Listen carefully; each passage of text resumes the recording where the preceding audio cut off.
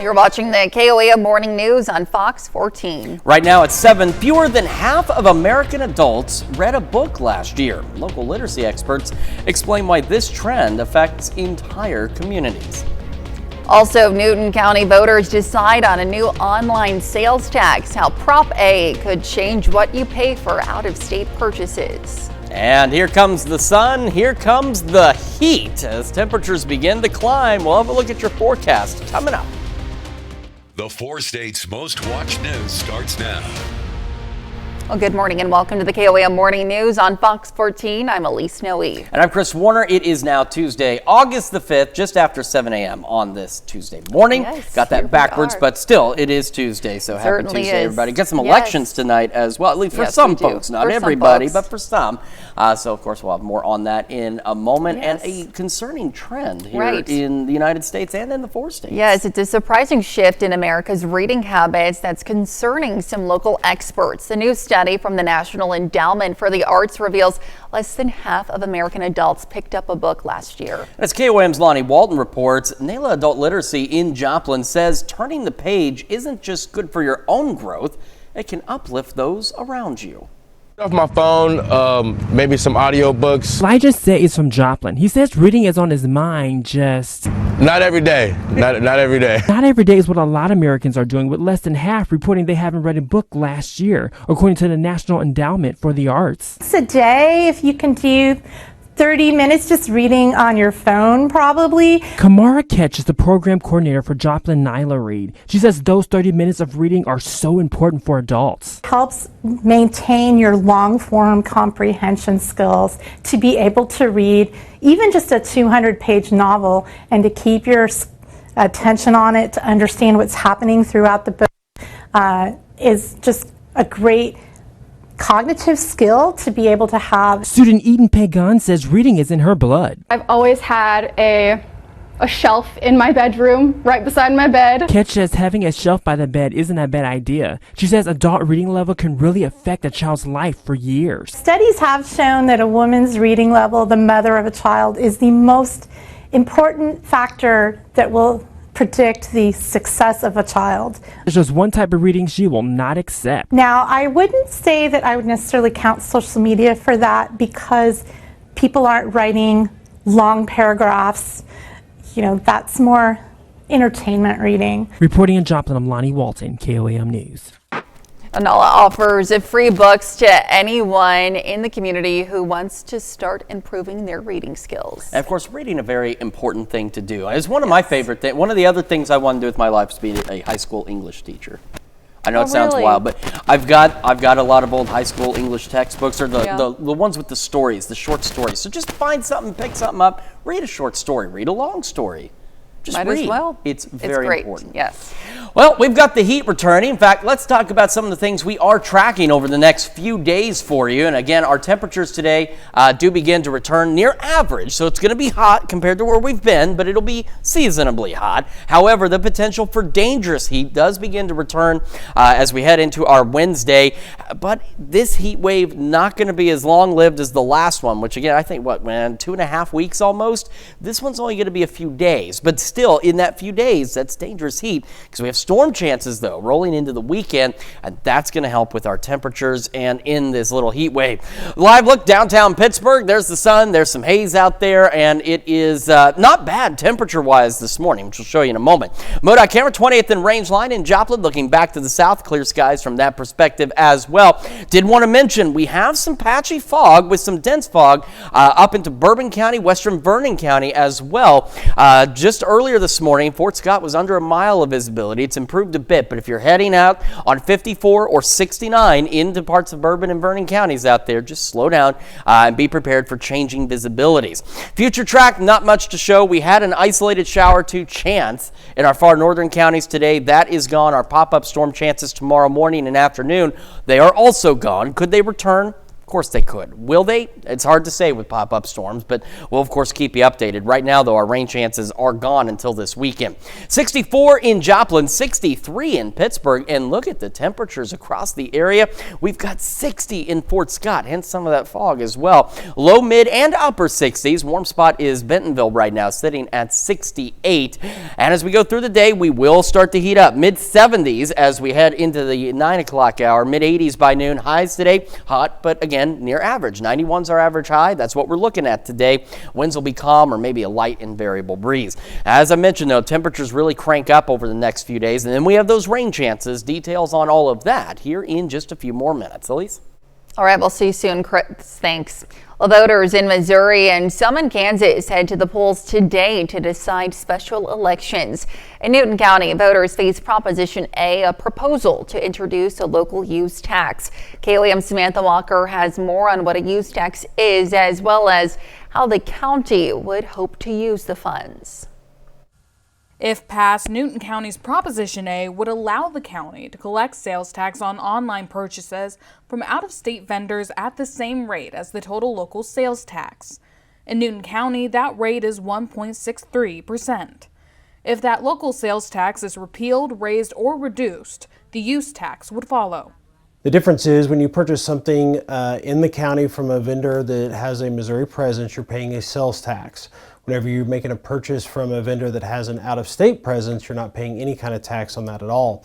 And so you'll never pay both a use tax and a sales tax at the same time. It will be an either or. The funds from the tax would be used to help fund retirement and benefits for Newton County Sheriff's deputies and other county employees by placing them in a state logger's pension plan.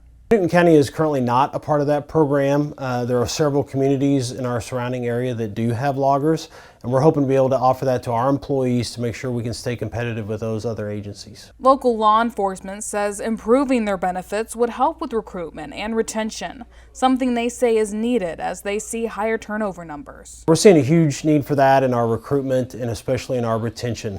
Whenever we're competing against other agencies to hire the best employees that we can, we want to make sure that we're offering the best benefits that we're able to. Voters in Neosho won't just be asked about the Newton County use tax, but also a city use tax proposition. Currently, Neosho's local sales tax is 3%. Neosho voters rejected a use tax in April of this year, where revenue was to be used to build a new aquatic center. This time, use tax revenue would be used towards improving salaries and benefits for city first responders, as well as road and bridge improvements. The ballot language for both proposition questions call the use tax a, quote, attempt to eliminate the unfair advantage enjoyed by out-of-state vendors over local vendors. Reporting in Newton County, Samantha Walker, KOAM News. The state of Missouri already charges a use tax on purchases at the same rate as the state sales tax, and Joplin residents, including those in Newton County, pay a city use tax on online purchases. You can learn more about when and where to vote on our website. That's KOAMnewsnow.com/elections.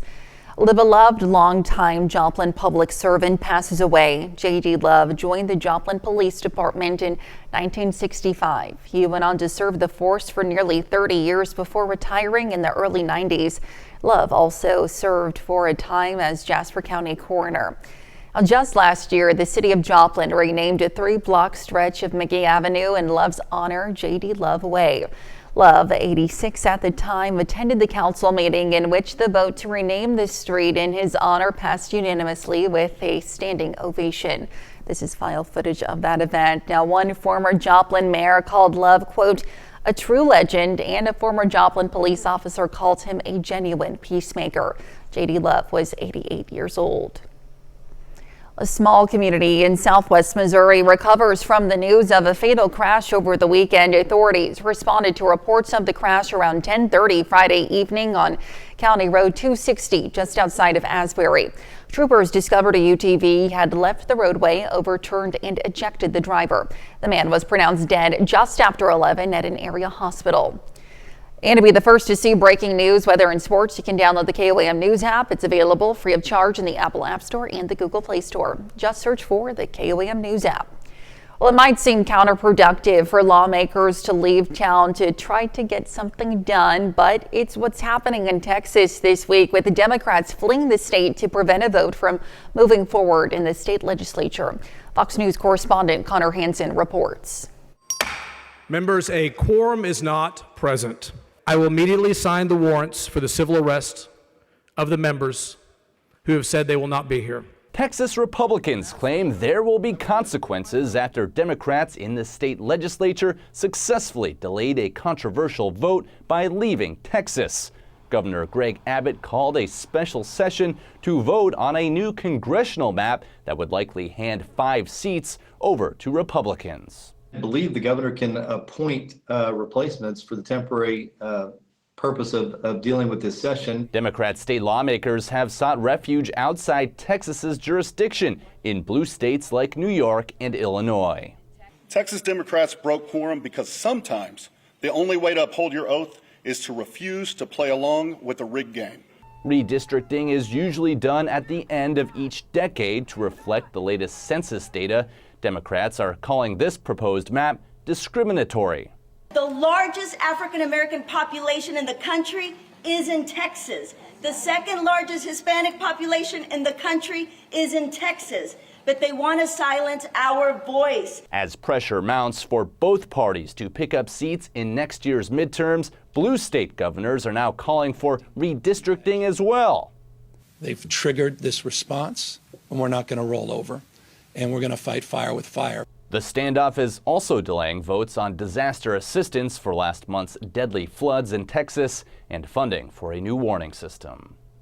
In New York, Connor Hansen, Fox News.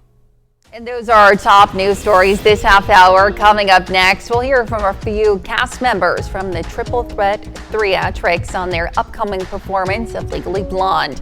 And later, Charlene is with us this morning to show us her recipe for a Mexican coleslaw. Time now, 7:11. We'll be right back, but first, here's a live look from the Ottawa County Fair in Miami, Oklahoma. Well, if you're a fan of the movie, then you should set aside some time to check out Legally Blonde, the musical performed by the Triple Threat Theatrics. We have Ben Sean and Adeline Sullivan with us this morning to share what the excitement is about with this production. Good morning to you both. Thank you so much for being with us this morning. So talk to me a little bit about what this musical is. Of course, it's an iconic movie, and kind of your take on everything. So Legally Blonde is the story of Elle Woods as she kind of chases her college love, Warner Huntington. You know, and of course, the classic 2000s movie got turned into a musical, and so we're performing it. But yeah, it's a fantastic production. Lots of flashy numbers, lots of great storylines, very dramatic, very musical-like. So. Yes, absolutely. So I'm assuming that you're taking on the role of Elle Woods. Yes. Talk to me a little bit about what that process has been like and what you're most looking forward to. I'm most looking forward to acting with my fellow castmates. They are very supportive. I've loved getting to know Elle on a deeper level. She has more than what one would think. Okay. But yeah, it's been very fun.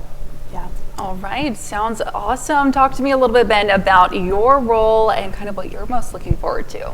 I'm playing Emmett Forrest, so I'm like Elle's TA in one of her classes, and throughout the story we see it kind of shift from, we see like their relationship grow from kind of like a friend to a mentor to maybe something a little bit more. I'm excited to finally get to, like, this is one of my dream roles, and getting to work with this character has just been so much fun to kind of, understand it on a deeper level though.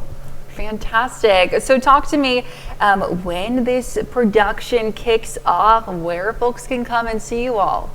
Pittsburgh at Memorial Auditorium, August 7th through 10th, 7th through 9th at 7 p.m., and then August 10th, that Sunday at 2 p.m. Memorial Auditorium. You can find tickets, Triple Threat Theatrics, Facebook, Instagram, memorialauditorium.ludus.com. I believe if you look it up, you'll get ticket information there. Tickets are going fast. You got to buy them quick, okay? All right, you heard him. And talk to me just real quick. What do you want people to take away if they're considering, coming to see this production? What do you want people to take away from your performances? I think genuinely you will just have fun. You're watching everyone enjoy what they are doing, and I think this show really shows how much love everyone has for theater and for this musical and the movie, and I think everyone can enjoy this even just a little bit. All right. Well, thank you guys so much for your time today. Of course, Legally Blonde, the musical, starts this Thursday at Memorial Auditorium. We'll be right back. Welcome back to the KOAM Morning News. It's 7:19 now on this Tuesday morning. And starting with our heat index values, because as I've mentioned, the temperatures are going to begin to heat up across the area starting today and continuing into the weekend as well. Now, heat index values today not expect to be too terrible, but could be up to 95 in some cases, maybe as high as 98. So you still want to make sure you're taking precautions, staying hydrated. And of course, if you know you're sensitive to the heat, or children, elderly, your pets, you got to make sure you're taking care of them as well. And you folks need to take care of yourselves also. Now, again, today, not bad. Our temperatures today are going to start to climb. They're going to be seasonably hot, though, as we go in the low 90s. But temperatures continue to rise over the next few days. The thing with this heat is our humidity and dew point levels aren't going to be overly oppressive. We're still going to get heat indexes out there. It's still going to feel hotter, but it won't be as awful as it was last week and the week prior. We're looking at heat index values only about, on average, 5 degrees warmer than the air temperature. The problem we're facing is the air temperature is going to continue to climb, which will continue to push those heat index values out there. So tomorrow, we're looking at more mid-90s as we rise with our temperatures. So we're looking at heat index values, again, about 5 degrees on average warmer. So we're getting upper 90s into the lower triple digits out there. By Thursday, our highs get really close to 100. Some of us may even reach 100. And so then heat index values really begin to climb. A lot of us into the 105 degree range out there. Some of us may be a bit higher. And then by Friday's our hottest day at this point that's expected. We're looking highs across the region averaging about 100 degrees. Some of us may be 101, 102. And so our heat index values again rise accordingly and getting closer to 110 degrees. But that's again only because the air temperature is rising. It's not like again last week prior where we had a high of like 95, 94, but with the humidity and everything, it pushed those heat index values, 15 degrees higher. But still the potential for dangerous heat as we roll through the second half of this week and into the first part of our weekend. But also, unlike last week and the week prior, that heat wave we went through, this one is much shorter lived. We got clear skies through the morning hours, near 70 to start, low 80s by 11. As I discussed, our highs about average. 91's our average high. That's where we're headed today with sunny skies. We'll stay clear through the evening and mild, upper 70s by 10. Overnight lows tonight, warmer than where we have been, warmer than where we are now, but average. Our average low about 70, 71, so right where we should be. Now here's where the changes begin to take place as we roll into Saturday. Now Saturday's still going to be the potential for some dangerous heat. We're looking at just isolated storm chances in the first half of the day. Then as we roll into Sunday, a boundary approaches, and that's going to start to help out. We'll have a few more clouds Sunday, and storms still isolated, but a few more of them in the first half of our Sunday. And by Monday, we get a cold front approaching. That's going to bring in more scattered shower and thunderstorm chances, at least for some of us, again, in the first half of our Monday. And so as we get into the weekend, and there's those unpleasant temperatures, but as we get into the weekend, the rain chances build in and our temperatures begin to drop back near average as we roll into next week. So still hot, but seasonably hot. And that's what I mean too. Our heat wave here is only going to last maybe 4 or 5 days before we cool back down. That's Check Your Forecast. We're back with more right after this. Welcome back this morning. We have Charlene Patton from the Kansas Soybean Commission with us this morning with a tasty coleslaw recipe. Charlene, good morning. Happy to have you with us. I thought we'd kick off the month by getting parents some ideas with back to school here upon us. Get some ideas for recipes, and the one we're going to do for the first one won first place in the main dish category at the Kansas State Fair. Do you want to tell us who won this? Yes, this is Margaret Miller's recipe, and I can't wait. I mean, over there it looks fantastic. So talk to me about this recipe. Where do we start? This is one bag of coleslaw, and you can see it has some carrots in it. You can get the mixed bag, but 1 pound package. I'm going to tell and add these ingredients, but I'm going to let you get started on Okay. the dressing. We have Greek yogurt in here, and then we also have tofu in here and mayonnaise. I'll say that. So mix that up a little bit first, and be sure to drain that tofu, because if it sits for any length of time, it gets some water in there. So to this cold slaw then, I am going to add all these ingredients. We have edamame, and these have all been cooked ahead of time. This is soybeans.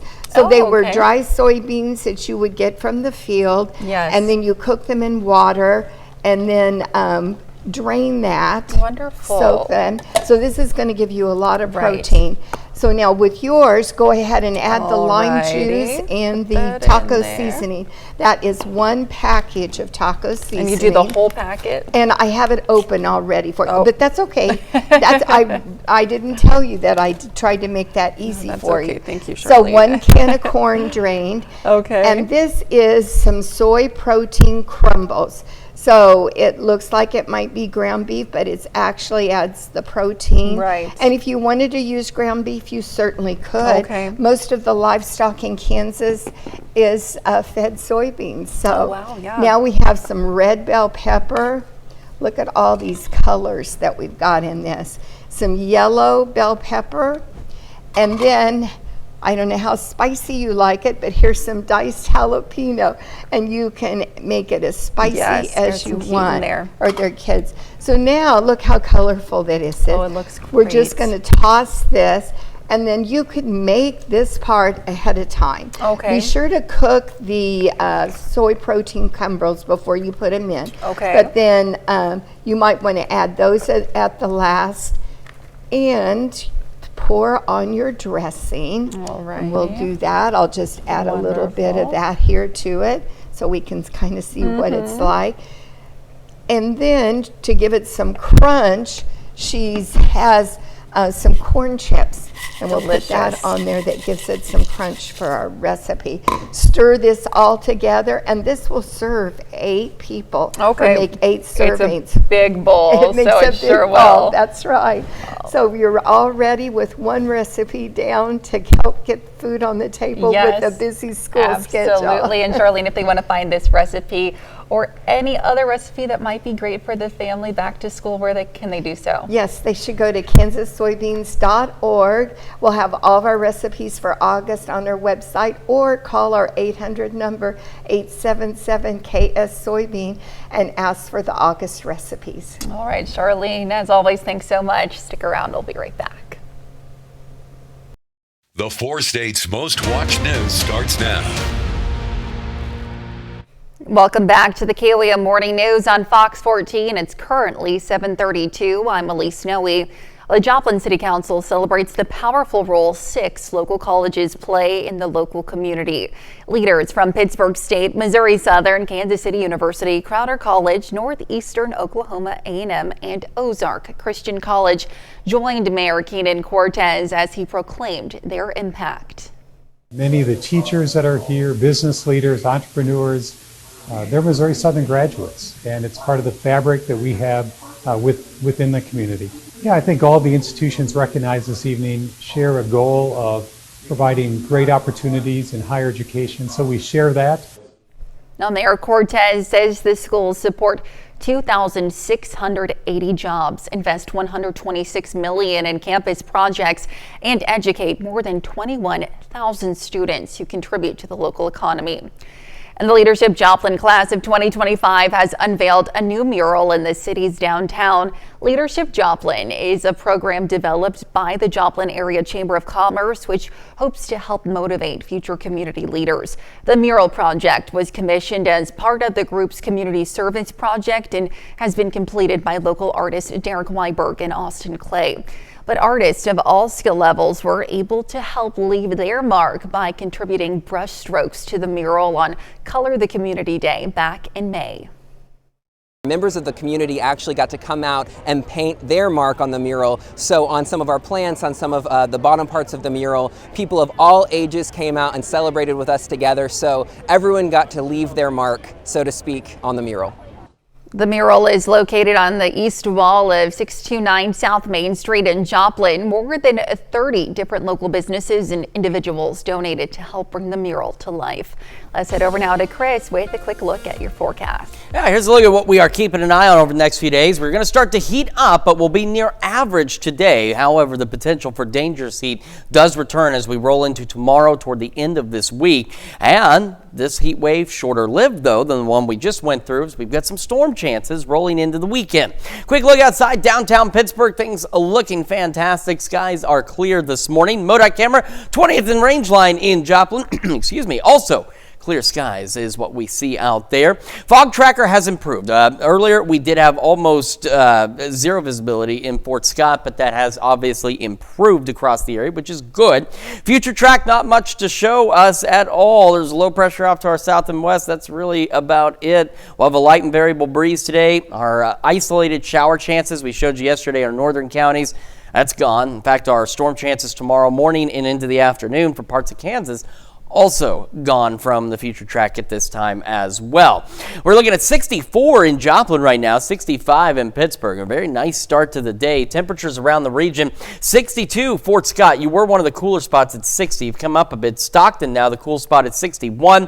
Bentonville still the warm spot at 68 degrees. So all in all, again, not a bad start to the day at all. Eventually mid 70s by 9, mid 80s by noon, low 90s for our highs. So hotter, but again, 91 is our average high for this time of year. We'll have plentiful sunshine out there. Heat index values could approach 95, upwards of 98 in some cases, so make sure you're staying hydrated as well. The potential, as I mentioned, for dangerous heat really starts to crank up over the next few days, and we've got those weekend storm chances. Details on all of that here in just a few more minutes. Elise? All right, Chris, thanks. Well, a wildfire continues to rage on in Canada, and its smoke is spreading to the U.S., worsening air quality in parts of the Northeast and Midwest. Fox News correspondent Dan Springer has more on the story. Millions of Americans in parts of the Midwest and Northwest are breathing in unhealthy air. Air quality alerts are in effect Monday in Wisconsin, Michigan, New York, and other states in the region, as smoke from the Canadian wildfires drifts into the U.S., creating hazy skies. Actually, my wife Cynthia, she's been, she has allergies really bad, so she uses the mask. I don't want to spend a lot of time out here because it can cause respiratory problems. Air quality monitoring database IQ Air listed Detroit as number 3 among major cities in the world with the highest air pollution, while people with lung disease, pregnant women, and older adults are the most vulnerable. Health experts recommend anyone concerned should wear an N95 mask to help filter out the pollution. Doctors are also urging parents to limit their children's time outside. If you notice they're not running as fast or they're coughing some, it may be time to have them start breathing more shallowly or even just come indoors with the windows shut. Despite the harsh air quality, some Midwest residents are disregarding the alerts, not wanting to miss out on what's left of the summer. I'm noticing my eyes are a little weepy, but breathing it seems to be okay. It's a little frustrating for people who want to get out and run. It has gone pretty bad this week. Hopefully things can get better. In my opinion, I don't think it's that bad. Forecasters expect the air quality to improve for most in the U.S. in the upcoming days. In Seattle, Dan Springer, Fox News. That's a look at our top news stories coming up this half hour on the KOAM Morning News. Packer fans have a new fight song, the viral anthem that dreams of Lambeau Field and polka dancing. We'll be right back, but first, here's a live look at the Ottawa County Fair in Miami, Oklahoma. Time now, 7:38. Well, in Consumer Watch, President Donald Trump is still fuming about Friday's weak job numbers and downward revisions. After calling the report rigged, he fired the head of the Bureau of Labor Statistics. But as Fox's Rebecca Castor reports, American consumers and business owners have real concerns about where Trump's economy is heading. Wall Street bouncing back Monday after poor jobs data spooked investors last week. Friday's jobs report showed U.S. employers added just 73,000 jobs in July, far less than expected. Numbers for both May and June were also revised down. The White House isn't happy and claims the revisions are proof the Bureau of Labor Statistics has lost its credibility. The data has to be something that you could trust. And right now, the data have become very unreliable with these massive revisions over the last few years. President Trump claims the head of the BLS is flubbing the numbers and gave her the boot. We'll be announcing a new statistician sometime over the next 3-4 days. We had no confidence. I mean, the numbers were ridiculous. But Democrats say it's Trump who's politicizing the data. The person who replaces her, what does that person do next? Do they only serve up nice numbers? No, if that happens, then effectively you blind the United States and all of our policymakers. The jobs report is just one sign an economic slowdown may be coming. Prices are still rising. And a new AP poll finds the cost of groceries, housing, and health care are major sources of stress for many adults. They're very, very worried about an economy that was the strongest economy in the world. Now it's got nothing but smoke coming out of it and red lights flashing. This week will be another test for President Trump's trade strategy, with higher tariffs set to go into effect for some countries on Thursday. At the White House, Rebecca Castor, Fox News. Let's take a look at the market prices before the opening bell. Welcome back to the KOAM Morning News. 7:44 coming up on 7:45 on this Tuesday morning. We're going to start again with heat index values across the air. So a reminder, today our temperatures heating up, hotter than where we were through the weekend, but seasonably hot as our highs go in the low 90s. And our heat index values over the next few days are only going to be about 5 degrees or so on average. Some could be a little higher, a little lower, but about 5 degrees warmer than the air temperature. So today, yeah, it's going to feel a little muggy, a little sticky out there, but nothing too crazy. But as our air temperature continues to rise over the next few days, you get up to 95, you're adding 5 degrees to that. Well, now our heat index values are 100 and so on and so forth. And that's what we're going to experience starting tomorrow. We're going to have highs about the mid-90s, so that's going to put those heat index values right around 100 degrees. Thursday, highs get into the upper 90s, close to 100, so now we're up to 105 in most cases for these heat index values. And Friday, we're looking at most of us reaching highs of at least 100 degrees. So that's going to put those heat index values 105, maybe even up to 110, because again, some of us may be 101, 102 for our highs. So the heat index values aren't oppressive and they're not excessively over the air temperature, not like last week prior, where they were 15, almost 20 degrees warmer than the air temperature, where it was super muggy outside.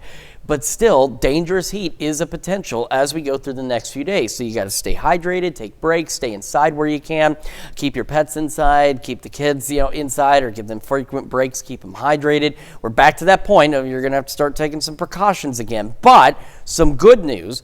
The last heat wave we had, it was almost 2.5 weeks of 110 degree heat index values. This one's only a few days, not even that. It's just 3 or 4 days before things begin to improve. We got clear skies out there this morning. Many of us pretty cool out there, some low 60s, eventually up to about 70 by 8, low 80s by 11 o'clock this morning. And that's going to be the other side of this I want to mention very quickly is we're looking at just clear skies over the next few days as well. So you've got to also make sure you're taking care of your skin with all this sunshine. At least during the last heat wave, we had some clouds here and there, not looking like the case this time. Low 90s today, so about average. Our average high 91, our average low about 70, 71, so that's where we're headed tonight. Now, the reason this heat wave is shorter lived is as we roll into the weekend, we have shower and thunderstorm chances. Now, we're not going to get a lot of rain, unfortunately. At this point, it doesn't look like it, but we are initially going to start some isolated shower chances in the first half of our Saturday. Unfortunately, still looks to be pretty darn hot by Saturday, but as we roll into Sunday, a few more clouds. These chances for showers and storms still isolated, but slightly better, a few more of them perhaps, and that starts to bring our temperatures down thanks to the cloud cover as well. Then we go into our Monday, and we get another round of at least some of us getting some scattered showers and storms. No severe weather is expected with any of this, and all of it looks to wrap up as early as 2 o'clock in the afternoon, Saturday, Sunday, and Monday. But by Monday, that boundary approaches and starts to bring our temperatures back down to normal. So low 90s today, mid 90s tomorrow, upper 90s Thursday, triple digits possible, if not likely, by Friday. Still hot Saturday. And as we roll into next week, as I mentioned, our temperature's still hot, but back to normal into the low 90s. That's Check Your Forecast. We're back with more right after this. Well, a new Packers song by the Green Bay Grandma is taking social media by storm. Blake Bortz sat down with her to learn how a 20-year-old tune found new life. I wanna be a Packer fan dressed in green and gold. I hear they are the best there is, at least that's what I'm told. A brat, a beer, and a burp is a new song becoming popular among Packers fans ahead of another football season. It's them. It's all about them. It's their song. And they should be singing it, along with me, of course. After learning her Meemaw was going to give the song up, Hannah decided to try something to keep it in the family, but share it with a few others. Drinking her coffee in her favorite chair in the morning, and I was like, Grandma, I'm like, would you mind if I just like videoed you singing your song? I wanna be a cheesehead sitting in the crowd, eating brats, drinking beer, and burping really loud. Joanne first wrote the song as a poem and has turned into one of the most popular on social media. And I wrote it for the fans because I think the fans are great. The Packer fans are just great. And I wanted the Packer fans to be recognized. And I like to put memories into a poem. I want to be that special one who has a front row seat. When Packers score a touchdown, he'll jump up by my feet. I want to be the player running down the field. With the hope of it one day playing on the big screen in Lambeau Field. At a Packer game, and it's the end of the third quarter. And there that song is up on the lights, written out. And the whole stadium stands up. And they start singing, I want to be a Packer fan. And they're doing a little bit of a polka dance. They can stay right in place and doing a little bit of a polka. But most of all, I want to be that flag high on the pole. 'Cause then I know I'd see every game that's played here on Lambeau. I like it. It's not bad. I'm not going to say. She's got the heart and the spirit. She certainly does. And that, and I'm sure she'll get to have her dream come true. Yes, Certainly that'd be great. They'll make that work for her. Reminder, the potential for dangerous heat increasing over the next few days. Taking a quick look at those heat index values rolling into tomorrow as our temperatures rise. Of course, so do the heat index values. Pushing close to 100 by Wednesday. Heat index values up to 105 by Thursday and could reach as high as 110 Friday, with our highs climbing into the triple digits possibly by Friday. Today, seasonably hot, near 70 to start, low 80s by 11 a.m. under clear skies. Got another look at your forecast and your wake up recap right after this. Well, this is your wake up recap for August 5th. The top stories to start your day. Well, a beloved figure in Joplin's history, J.D. Love, has passed away at age 88. Love dedicated nearly 30 years to the Joplin Police Department starting in 1965 and also served as Jasper County Coroner for a time. Just last year, Joplin honored him by renaming a portion of McGee Avenue to J.D. Love Way. Love attended the council meeting where this tribute was unanimously approved. Remembered as a true legend and a genuine peacemaker, his legacy continues to inspire. And a small community in southwest Missouri is mourning after a fatal crash late Friday night. Authorities responded to County Road 260 near Asbury around 10:30 p.m. where a UTV had overturned, ejecting the driver. The man was pronounced dead shortly after 11 p.m. at a local hospital. As the community begins to recover, authorities urge caution and safety on the roads. And Missouri and parts of Kansas head to the polls today for special elections. In Newton County, voters will decide on Proposition A, a local use tax proposal. Now, if approved, it would impose sales tax on online purchases from out-of-state vendors, matching the local sales rate from approximately 1.63%. The revenue would fund retirement and benefits for Newton County Sheriff's deputies and county employees, aiding recruitment and retention. And that's a check up today's Wake Up Recap. Highs seasonably hot today, low 90s, heat index values up to 95, maybe a little higher in some cases, so stay hydrated. Clear skies in the afternoon, evening, and overnight, warmer but seasonably warm, low 70s out there. Temperatures climbing though, getting into the triple digits by Friday. Heat index values could approach 110, so make sure you're taking safety precautions. Some rain chances this weekend though will bring our temperatures back down to normal by next week. All right. Well, the North Heights Porch Fest releases its complete band lineup with 54 acts set to perform.